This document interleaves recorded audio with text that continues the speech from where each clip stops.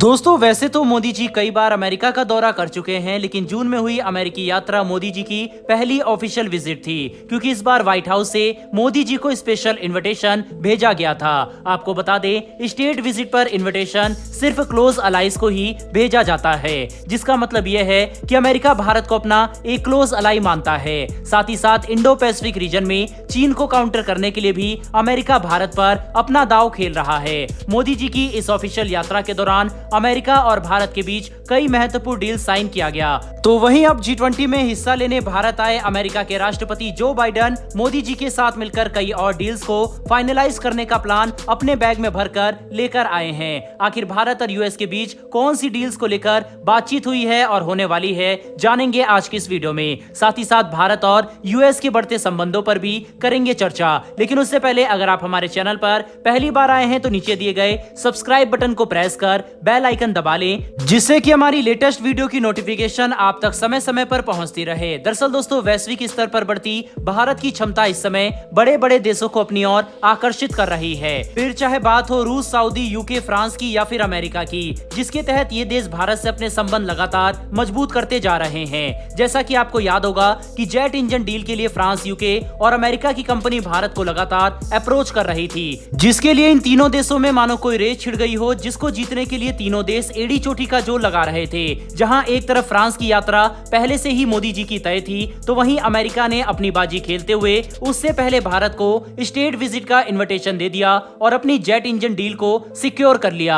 आपको बता दें, इस समय G20 सम्मेलन में हिस्सा लेने आए जो बाइडेन और भारत के प्रधानमंत्री नरेंद्र मोदी जी ने साथ मिलकर जेट इंजन डील के कांग्रेशनल नोटिफिकेशन प्रोसेस के कंप्लीशन पर खुशी व्यक्त की, जिसके तहत अब GE F414 जल्द ही भारत में मैन्युफैक्चर होना शुरू हो जाएंगे, जो कि आत्मनिर्भरता की ओर भारत का एक और बड़ा कदम होगा। दोस्तों आपको बता दें, कल रात हुई जो बाइडेन और नरेंद्र मोदी के बीच बैठक में दोनों लीडर्स ने न्यूक्लियर एनर्जी की जरूरत पर भी काफी इंपॉर्टेंट डिस्कशन करी, क्योंकि जैसे कि हम सब जानते हैं कि न्यूक्लियर एनर्जी दोनों ही नेशन के क्लाइमेट, एनर्जी ट्रांजिशन और एनर्जी सिक्योरिटी नीड्स को पूरा करने के लिए एक नेसेसरी रिसोर्स है, और इसी वजह से अब दोनों देश मिलकर इस पर काम करना चाह रहे हैं। साथ ही साथ इंडिया और यूएस अपने मेजर डिफेंस पार्टनरशिप को और भी ज्यादा डाइवर्सिफाई और डीपन करने के लिए कई नए इमर्जिंग डोमेन जैसे कि स्पेस और एआई पर भी काम करने पर विचार कर रहे हैं, क्योंकि इस समय एआई का ही सबसे ज्यादा बोलबाला है और एआई की मदद से